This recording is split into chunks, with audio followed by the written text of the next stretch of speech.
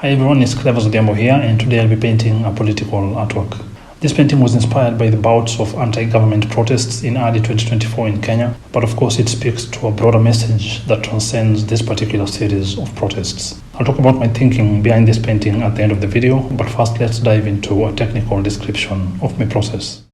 The process is going to start with me drawing a grid of rectangles on my canvas, and I'm doing this in chalk on a surface that's covered in acrylic. So the grey color you see is acrylic, and beneath it there is a layer of white silk vinyl paint. That silk vinyl layer is known as the primer, and what it does is it blocks the pores that are in the canvas, and this allows the paint to stay on top. And so after following that with a heavy layer of acrylics, I now have a surface on which I can paint confidently, knowing it's thick enough and also not porous at all. And so this grid will allow me to get the outlines of my characters and my figures right. And this is because by subdividing it into small rectangles of this sort, I'm able to treat each section as a canvas of its own. On my reference image that I've created on Photoshop, I have also drawn a similar grid on top. And so what I'm doing here is referring to my image, then painting on canvas the way the main contours or the main lines in different parts of the image interact with the grid. And the result of that is what is known as the outline. I'm painting the outline using oil paint that's been mixed with a lot of solvent, and the color that I'm using is a mixture of white, yellow ochre and a bit of burnt umber, and this is because I don't want it to be too bright. I could have used white, but the problem with white is it takes too long to dry, and so sometimes it can mix with the final colors of the artwork. This is not a problem if I'm painting with an underpainting, but in this particular piece I won't be using any underpainting, and so I need the oil outline to be completely dry before I can move on to the final oil layer. Something else that will make this paint dry relatively quickly is the fact that I've mixed it with a lot of solvent. The solvent I'm using here is kerosene, and one effect is that it dilutes the paint. So the paint is now a bit more viscous or more fluid than it is when it comes from the tube. And what this means is that a small amount of paint ends up covering a large surface area, which spreads it out more, and thus allowing it to dry as quickly as I'd like it to. Mixing the paint with solvent also, by increasing its viscosity, allows me to paint these straight lines without having to reload the brush all the time, and this definitely comes in handy in the outline stage. You'll also notice that in the section where I'm painting the face, I'd added many smaller grids or many smaller rectangles, and this is because that section and other sections like the limbs are normally a bit more critical. I mean, if you're painting a portrait, you'd want to get the face right, even if the other parts are not as accurate. And so even though I try to be as accurate everywhere in all parts of the painting, I try to be extra careful with the face, and so that's why that section of the grid has a bit more smaller rectangles covering it. The reason why I draw the grid in chalk but I'm painting the outlines in oils is because I'd like to get rid of the grid when I no longer need it, which is when I'm done with this particular section. And so having the grid and the outline drawn and painted respectively in different mediums will make it easier for me to erase one and leave the other without affecting the latter. To erase the grid underneath, I'm going to dip a soft brush in a container that has water, then lightly rub it all over the surface of the canvas. This will get rid of the chalk and the oil outlines will stay put. Now it's time to start painting the final layer. Since I didn't use white as my outline color, and also since I mixed it with a lot of solvent, it's now completely dry, and so this means as I'm applying my final colors, they're not contaminated by or they don't mix with the color of the outlines. The scene I'm painting right now is some activity going on outside the window, and so I've blocked out the outer borders of the window so that the paint or the colors that I'm going to be using outside don't encroach into the inside or the interior section of the car, because we're painting a scene that we are viewing from the inside of the car. Normally when I'm painting scenes that are visually layered, in other words scenes that have a background, middle ground and foreground, I tend to start with the background followed by the middle ground, then finally finish with the foreground. So in this case the background will be the scene outside of the car, which is what I'm painting right now, and that scene will be that of some protests going on the streets outside. Ideally, going by the logic I just outlined, I should have started with the sky behind, then paint the protesters and maybe the street in front of them, then finally the car. But the reason why I'm not doing it that way, and instead I'm painting these blocks of color, is that the scene outside is completely blurred, and so it won't be easy to distinguish the background from the foreground, at least on the outside section of the painting. And so a more effective way to tell what's in front from what's behind will be by the use of color. So the shadows in front will be darker than those behind, and also the colors in front will be a bit more vibrant. And so because of the blurry nature of this part of the painting, I'm laying in all these different colors separately. Then eventually, to create that blurry kind of effect, I'll simply smoothen the borders between all these colors, and this is how I'll cover this entire section before finally creating that blurry effect. It's difficult to show this in this stage, but since we're looking at this scene from the interior of a car that has tinted windows, I've mixed each of the colors that I'm applying in the scene outside with a bit of the darkest color that I'm using, which is burnt umber. And so relative to the brighter colors inside, which you'll see when I finally get to painting the interior of the car, these colors are actually darker than they appear. There's only one little section of this window in which the colors aren't mixed with any burnt umber, but we'll get to this in just a few moments. The blur effect is created by gently rubbing the paint with a soft dry brush, and of course you can also see now the advantage of having placed the masking tape where I did, because it allows me to be a bit more carefree around the edges of the window, thereby saving me a bit of time. When I'm satisfied with how this effect has appeared on this window, I'll then get rid of the masking tape, then move on to the rear window.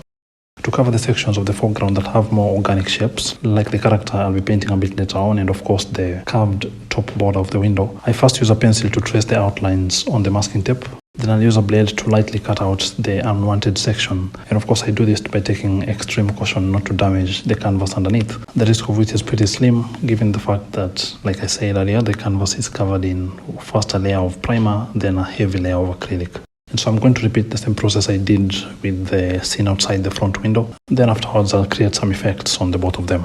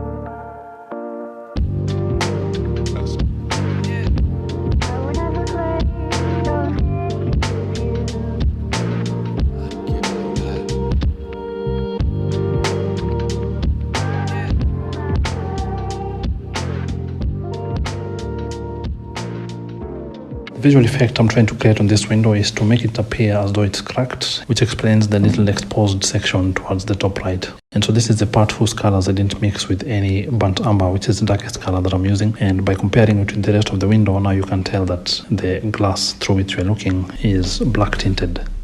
While I was painting the scene outside the other window, this window was drying, and so I'm able to paint this effect without any risk of the paint that I'm applying right now being contaminated by, or in other words, mixing with the paint of the scene outside. These cracks will appear brighter than the window itself, of course, and to create them I'm using different values of grey. So I'm going to start first by covering the entire window with dark grey cracks, then I'll gradually mix that grey with increasing amounts of white to show the more highlighted or the more exposed shards of glass. The most exposed section of the glass will be the rim around the broken part, and so because this is where the glass will now be the thinnest thanks to the damage, it will therefore end up being the brightest as well.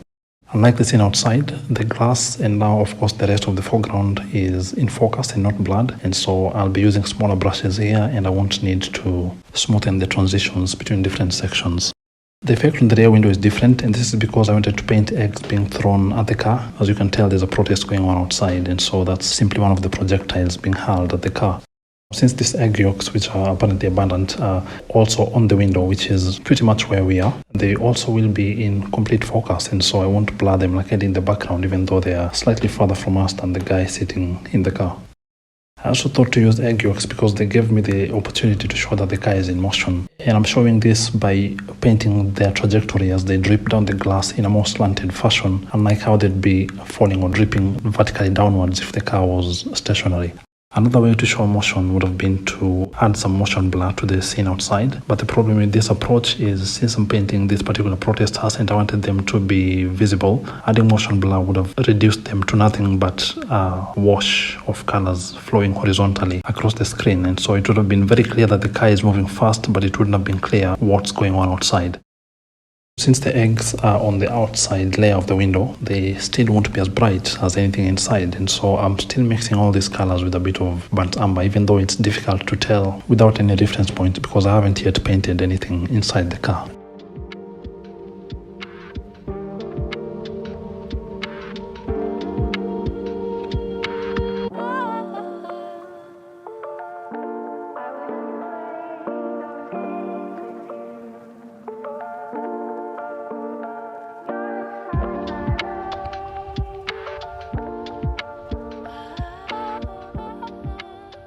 Now that I'm satisfied with the outside scene, I'm gonna move on now to the interior of the car, but to do this, I'll first block out the section that I've just painted, which is the windows, so that the colors of the interior don't encroach into those sections. I'll be using masking tape a lot in this painting because the interior of this car, just like that of any other car, features a lot of straight lines, but for the geometric curves, I'm just gonna have to try and do them freehand.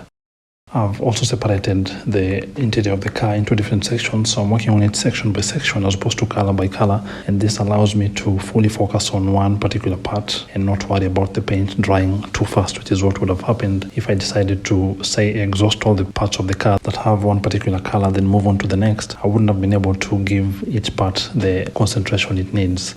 This is different, of course, to how I painted the scene outside, but that's because the windows were much smaller compared to the size of the entire painting, and so the logic that was quite useful in that part of the painting unfortunately isn't applicable to the entire canvas. The leather section of the interior all has one color, which is this mixture of burnt sienna, white, yellow ochre and burnt umber, and thanks to the simplicity of the palette in this case, I'm able to cover the entire leather section in one sitting. In one of my other videos on this channel called Vermeer's Milkmaid, My Milkmaid, I mentioned how my favorite part of Vermeer's painting was the way he had shown some unfiltered light streaking in through a broken section of the glass. I've employed a similar technique in my painting here. That little section of Vermeer's painting is what inspired this whole idea of having this window crack and crack in this particular position, just so I can have a bit of bright light hitting the interior leather section of the car. So it's one of those little Easter eggs that are always fun to include here and there.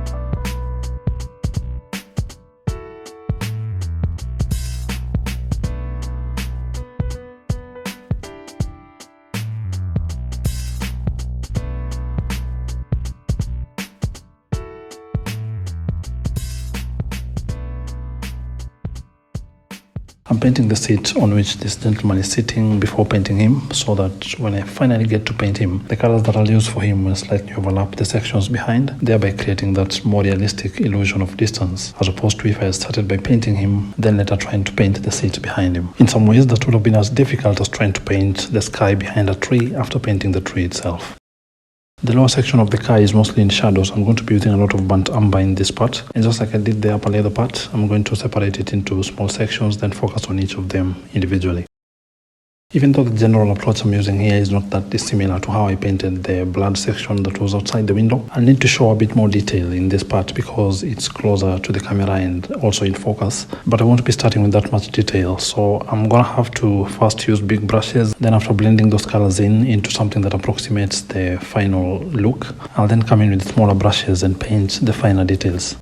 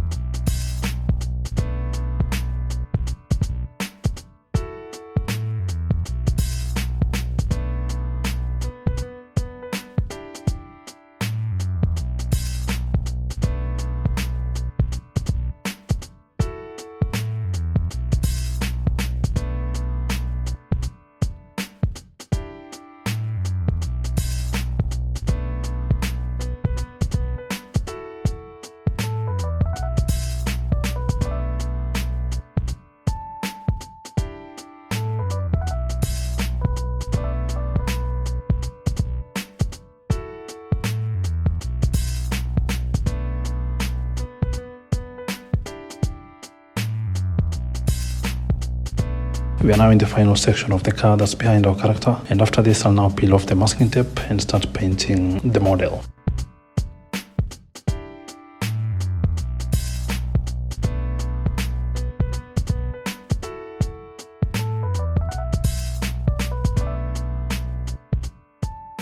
I normally like to start with the portrait itself, or the model himself in this case, but today I'll start with his attire, mostly because some of his skin, specifically his hand, is in front of it, and so I'd like to first start by painting what's behind, then afterwards I'll paint both parts of exposed skin, in other words the hand and the face together, without having to mix the colors afresh, as I would have had to do if I started with the face, then painted the suit, then afterwards came back to paint the hands.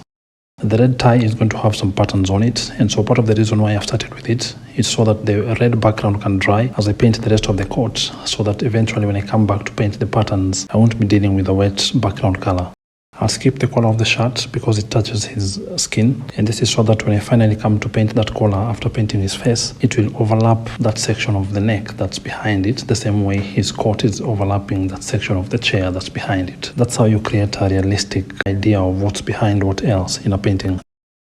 The process of painting the coat is first by laying in the different colors that compose it next to each other, then blending them in together with a big brush, then using a smaller brush to paint the finer details that include the folds, the seams, and the buttons.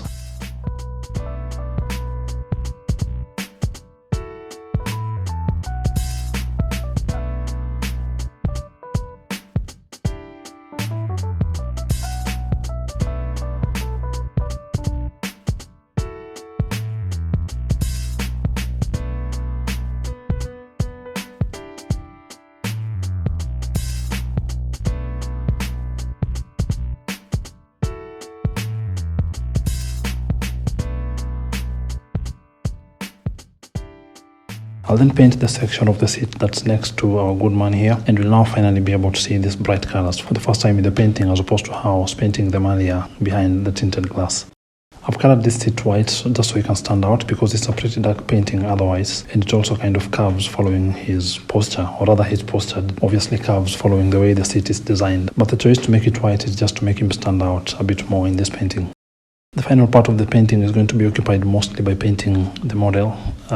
himself, at least the parts of his skin that we can see. So I'm going to start by painting his hands, and I'll start this by painting the outlines once again. And these are not different outlines, they're the exact same outlines I painted in the beginning of this painting, except since I was using a large brush, and obviously you also can never be fully perfect, I only got maybe 80-something% of the way there when it comes to accuracy. And so in the spirit of getting the critical sections right, in this case the hands and the face, I'm going to start by repeating those outlines, but now in a more carefully considered fashion, and of course with a smaller brush, which only increases the accuracy.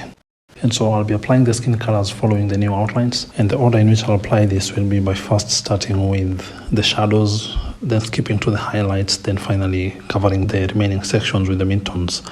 To illustrate this, you can think of the gradation of the values in my palette as though they are numbered from 1 to 5, with number 1 being the darkest shadows, then number 5 being the brightest highlights, so that from dark to light the colors flow from 1, 2, 3, 4 to 5. With that in mind, I tend to paint skin starting from number 1, then number 2, then I skip to the other end of the spectrum and paint number 5, then number 4, then cover the remaining sections with number 3.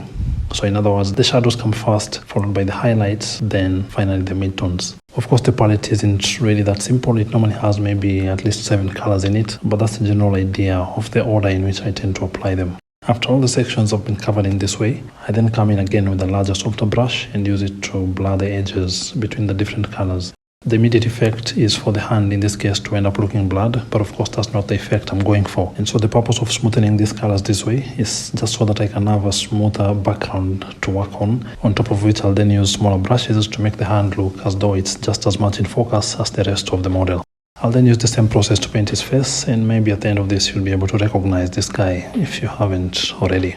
Even though you can see 2 sets of outlines on this section, sometimes even that's not enough to get the proportions right, and so in those cases I normally maybe add a third, but I've never had to add a fourth. Obviously the more you do that, the more confusing it gets, so sometimes it's easier to just paint with the inaccurate proportions, then come in and paint more outlines on top of a section that has the actual colors you're going for.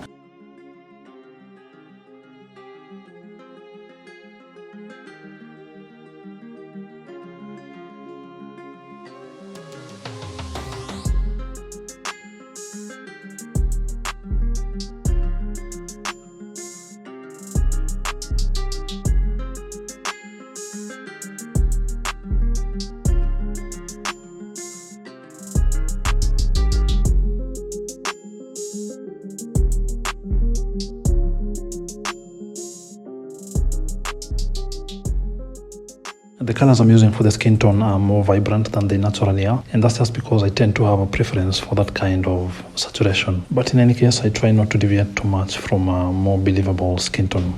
This person isn't bald, or at least in this painting he isn't, but generally when painting somebody that has a little amount of hair or a sparse distribution of hair, it's advisable to start by painting the skin underneath, then finally come in and paint the hair on top, and ideally when the skin underneath is dry. And so for now, after smoothening or kind of blurring these different colors that I've laid in for the skin tones, I'll first paint the finer or the clearer details with smaller brushes, then other features like the hair will come in afterwards. I've painted his skin much smoother than it actually is, and that's because I want all his features, including his clothes, to have a consistent level of detail visible, which I'm trying to do since I'm not painting him from one existing photograph. His head, his torso, his hands, one of his legs and the other one are all coming from different pictures, and some are coming from videos. So I have different amounts of information, and so to create them into one painting that looks harmonious, I kind of have to simplify some and make up the detail in others.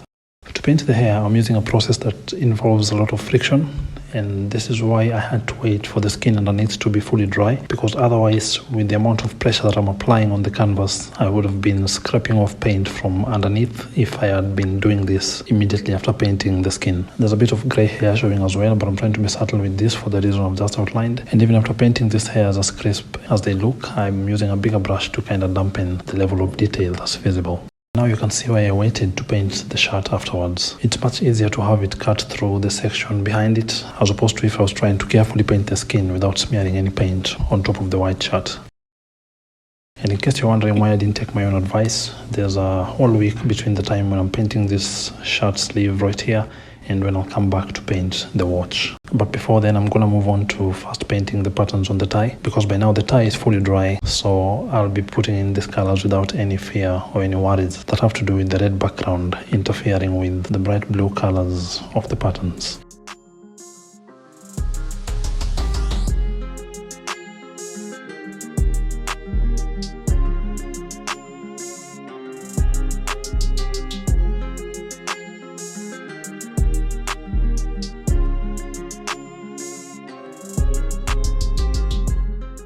One week later we're back, which means I'll be able to place masking tape on top of the white shirt without smudging or damaging any of the paint underneath. And so I'll be painting the watch in a more relaxed way, knowing I can't damage the shirt. So once again, the big brushes will lead the way, then smaller brushes will take care of all the finer details.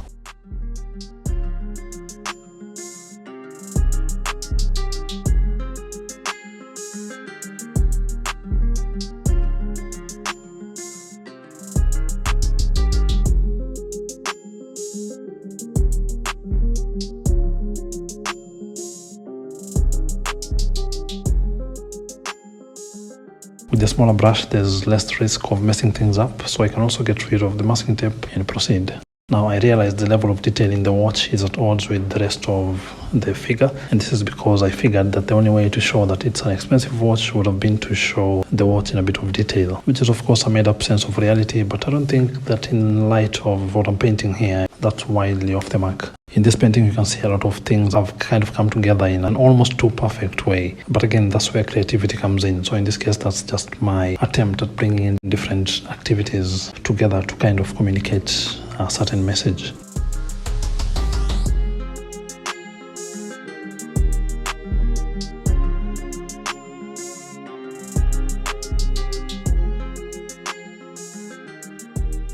So here we have the Rolex in all its glory, and by now the painting is pretty much done, except there's one more thing that's left. You may have noticed that the painting looks dull in some sections and shiny in others, and you can also see here that the outlines that I started with appear to be visible underneath the final layer that I just finished painting. So what's going on here? It looks this way because whereas most of the paint is attached to an acrylic surface, in other words the grey background I started with, some of it is painted over oil, so this will be the oil outlines or some sections that are painted in more than one layer. The simple fix for this inconsistency is to simply varnish the artwork. And to do this, I'll start by softening my varnishing brush with a bit of thinner. Then after making sure it's soft enough, it will be time to shake the varnish so that its consistency is uniform, because otherwise it may end up being too watery on top and too solid towards the bottom. I'll then carefully pour it out into a clean plastic plate, after which it will be time to place my canvas on a flat surface, and this time I'm going to use the floor. I'll then apply a light coat of varnish on different sections bit by bit until I cover the whole canvas, and this is what will fix those blemishes that were visible at the end of the painting process. Before the varnish dries, I'll also pass the brush across the surface of the canvas back and forth just to make sure it's covered entirely. Then after giving it some time to dry, we'll now have ourselves a complete artwork. And so now you can see that all the inconsistencies in luster or reflectiveness are gone,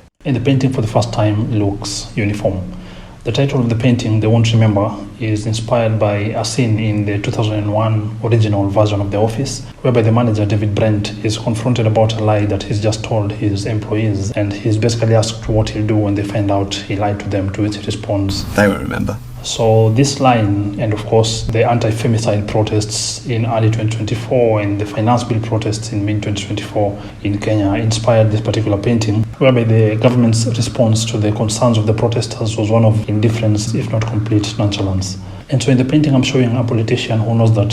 whatever the protesters are complaining about, or in this case whatever is making them throw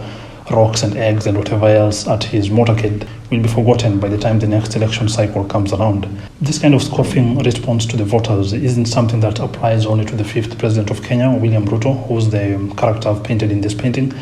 but to many politicians in general. And so I'm only using him, being the president, of course, as the figurehead to the political class. So if I was painting this in 2020, I would have used the 4th president, or if I was painting it in 2010, I would have used the 3rd president, and so on, because nearly every administration we've had in Kenya, and I'm sure this applies to other countries as well, has faced different levels of public outrage, mostly caused by their own actions. And given the fact that a lot of the times these politicians get out scot-free, in other words, the only consequence they tend to face for the most part is a temporary dip in popularity, which they regain pretty soon, or at least before the next elections. It's unsurprising that a seasoned politician like this particular